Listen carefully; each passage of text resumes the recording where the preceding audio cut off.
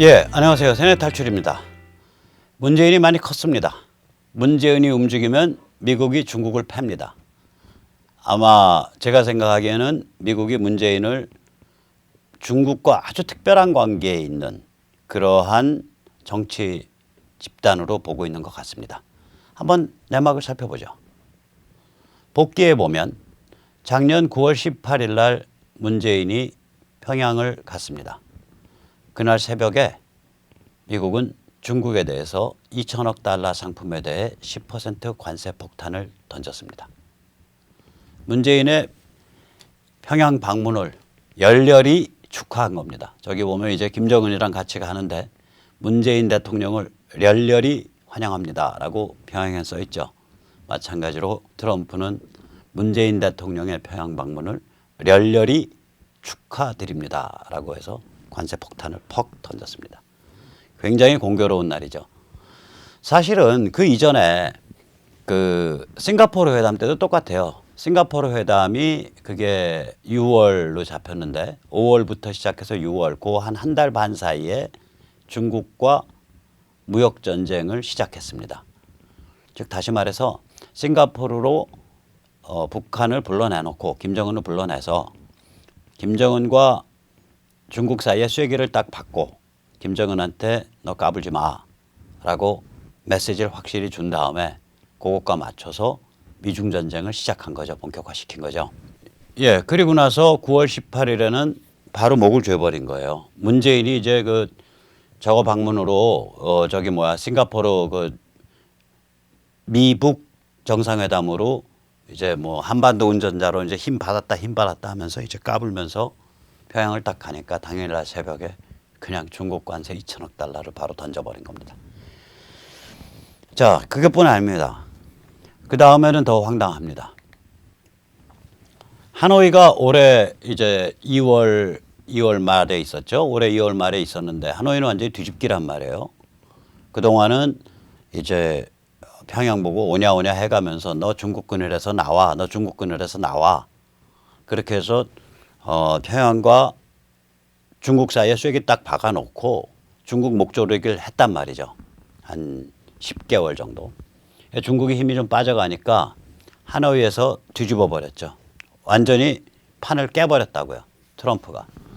이 판 깨고 나서 가만히 지금 복기를 해보세요. 문재인 정부의 행태가 그러면 이거 판 깨졌구나 해서 그걸 적응했나요? 아니죠. 이거 수습해서 다시 한반도 긴장을 완화시키고 뭐 미북 정상회담을 만들겠다 뭐 이런 식으로 막 떠들면서 뿐만 아니죠. 유류 환적이 140회라는 얘기가 4월 달에 나왔거든요. 4월 초에 유엔 보고서가.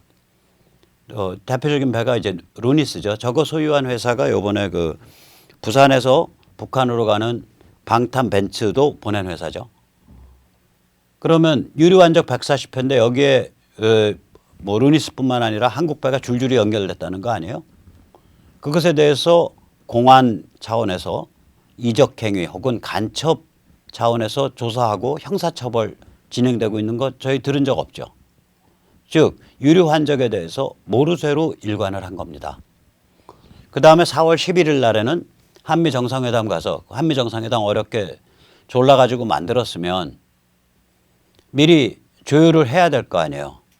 즉 우리가 한반도 운전자론 가지고 엉터리 소리 해왔는데 이제 미국의 전략을 이해했으니까 우리가 미국과 정확하게 손발을 맞추겠다는 둥 뭐 이런 걸 해야 한미 정상회담의 의미가 있는데 그냥 국내 쇼로 여전히 문재인은 트럼프랑 뭐 가까운 사이고 트럼프는 여전히 북한을 대충 봐주려고 하는 입장이고 이 이미지 연출을 위해서 가니까 사실상 만나주지도 않았잖아요. 그때. 4월 11일 한미 정상회담에서 만나주지 않았다고요. 사실상. 그러니까 유의미한 두 정상 간의 단독 회담이 없었잖아요. 그리고 나서는 딱 5월 달 초에 딱 들어가니까 중국에 대한 2천억 달러 10% 관세를 2천억 달러 25% 관세로 바꿔버렸죠. 그리고 문재인이 움직이기만 하면 중국을 패는 거예요. 또는 문재인이 해야 될 일을 안 하면 중국을 패는 거예요. 그래서 제 생각에는 이 트럼프 행정부가 문재인에 대해서 고든 창관 좀 다른 생각을 하고 있는 것 같아요. 고든창은 문재인이 북한의 간첩이든 아니든 즉 에이전트이든 아니든 북한의 간첩과 다름없다고 생각하고 움직여야 된다는데 그게 아니라 이 트럼프 행정부는 문재인이 중국을 보호하고 중국이 북한에 대한 입장, 중국이 대한민국이 북한에 대해서 이러한 입장을 취해줬으면 좋겠다라고 생각하는 그 입장을 대행해주는 중국 측 입장을 대변해주는 그런 그 플레이어다 이렇게 보고 있는 것 같아요. 그래서 문재인이 움직일 때마다 패버리는 거예요. 어딜 패냐? 대한민국을 패는 게 아닙니다. 중국을 패는 겁니다. 그래서 이 문재인 정부에 대해서 열통받아 있는 분들이 미국이 한국을 완전히 패가지고 그냥 경제를 그냥 박살을 내고 막 한국 저기 뭐야 세컨더리 보이콧도 걸고 그래서 아주 그냥 아작을 냈으면 좋겠다는데 저는 그러지 않을 거라고 봐요. 왜냐? 미국이나 일본이 한국을 그렇게 직접적으로 패면요. 문제가 뭐가 생기냐? 이 앙금이 생겨요. 그러면 실제로 나중에 문재인 정부가 극복되고 나서 한미일 삼각동맹에 의해서 중국 공산당과 중국 인민해방군을 딱 포위하는 그 체제를 포위하는 용광로를 만들고 거기서 중국 공산당과 인민해방군이 녹든지 아니면 그 용광로 안에서 완차이나 중국이란 나라 자체가 녹아버려야 되는데 그때 한국이 딱 한국 사람들이 일치단결해서 그 용광로의 한 조각을 담당해 줘야 되는데 지금 미국이 직접적으로 막 세컨더리 보이콧으로 패고 뭐로 패고 해서 반미적 정서를 한국 사람들의 생활 속에서 체화시켜 놓으면 그때 한국이 업그레이드 되기 힘들다고요.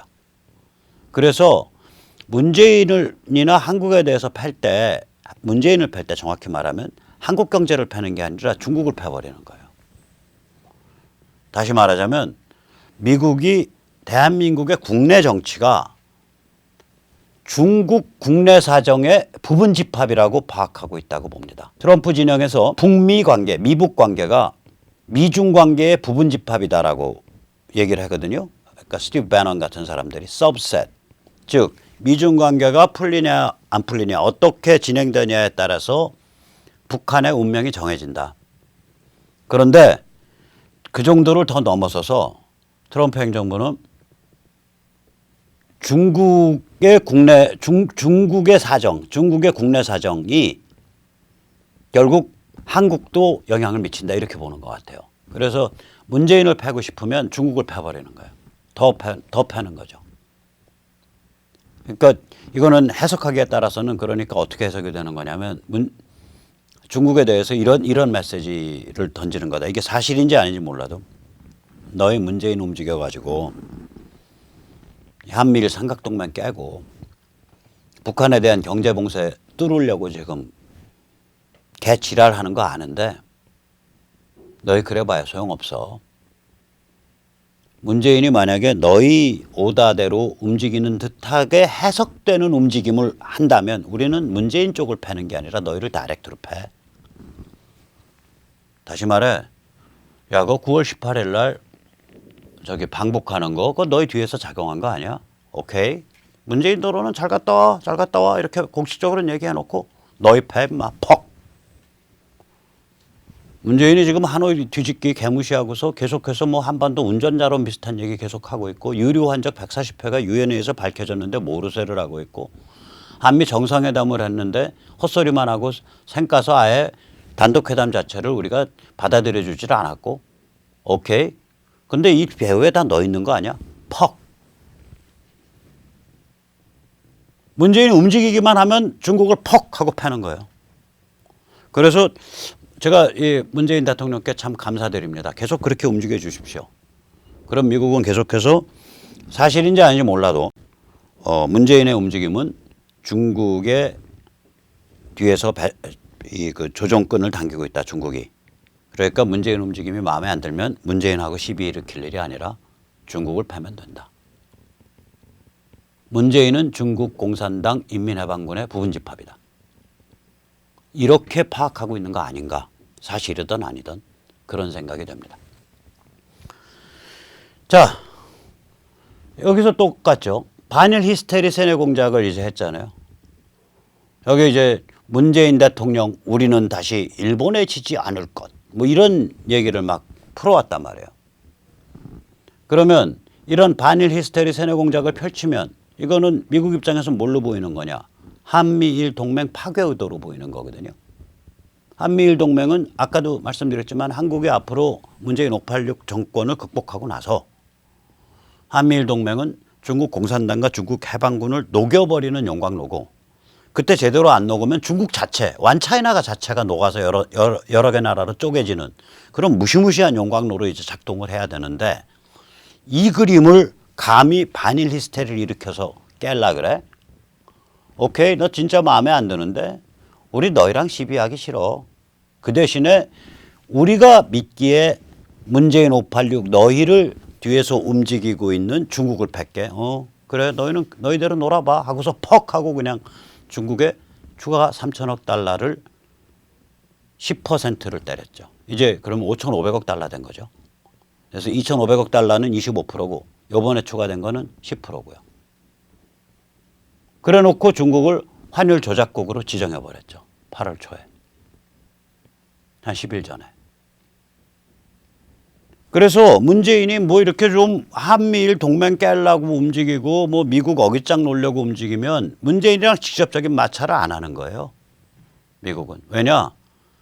분명히 그럼 이제 반미 펌프질하고 그렇게 해서 반미 그 상처를 깊게 내놓고 그 다음에 다음번에 이제 미국이 북한 접수 평정하고 그다음에 중국 공산당과 중국 인민해방군을 완전히 녹여버리는 그 고온 용광로를 만들 때 분명히 한국이 한 축을 담당해 줘야 되는데, 문재인 586 정부 극복해놓고 그 정권을 극복하고 그때 그 한 축 담당하기 어려울 정도로 한국인의 상처가 깊어질 수 있으니까 안 건드리는 거예요. 너 놀아봐. 그 대신에 그렇게 움직일 때마다 중국을 패는 거예요. 장담합니다. 앞으로 계속 그렇게 가요. 똑같은 거예요.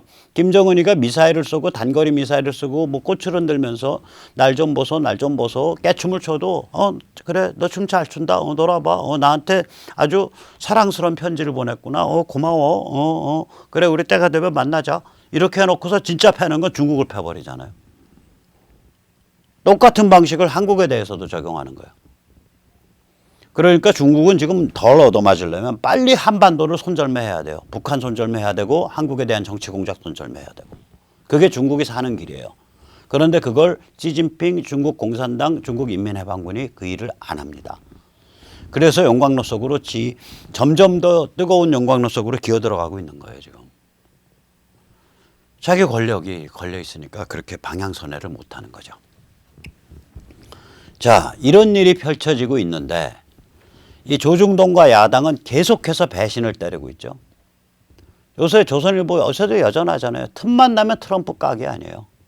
얼마 전에 조선일보였나 동아일보였나. 계속해서 무슨 뭐 극단적인 히틀러와 같은 그런 파퓰리즘, 그다음에 국민을 분열시키는 정치를 하면 사회가 불안해진다, 정치가 불안해진다, 뭐 이런 기획 기사 내고, 그다음에 저기 누구죠? 그 영국 여자 총리 그만두는 거 빗대 가지고 트럼프가 지금 세상을 완전히 이상하게 망치고 있다는 식으로 그냥 극단적인 얘기 내고, 제가 여기서 아주 아작아작 씹어놨지만 그 한신대 윤평중 그 칼럼 그런데 보면은 뭐 아주 그냥 가관이죠. 거기도 보면 트럼프에 의해서 정상적인 국제질서, 진보적이고 진취적인 국제질서, 즉 PC 좌파 리버럴 위주의 글로벌리스트 위주의 국제질서가 이제 물 건너갔고 이제 아주 그 야만적인 약육강식의 시대가 왔다 뭐 이런 식의 그 기조로 계속 까고 있고, 강인선이 글 쓰는 거 보세요. 워싱턴 부지국장, 조선일보의 미국 통. 그러니까 트럼프 까면서 미국 보수혁명을 무시하는 거죠. 트럼프를 까도 제대로 까면 저도 오케이예요. 저 트럼프 빠 아니거든요. 제대로 까면 오케이인데 엉뚱하게 깐다고요. 힐러리 클린턴의 입장에서. 그런 관점에서. 미국 보수혁명 전혀 조명을 안 하죠. 조중동에서 미국에서 보수혁명이 일어나고 있다. 지금 젊은 층들 심상치 않다. 그런 얘기 기획기사 보신 적 있나요? 없죠. 미중전쟁의 의미를 외면하죠. 이것이 지금 조중동에서 유일하게 미중전쟁의 의미를 그 조명한 글은 동아일보 김순덕이, 이거는 문명의 전쟁이고 전체주의에 대한 전쟁이다. 그 칼럼 하나 외에는 전 기억을 못해요.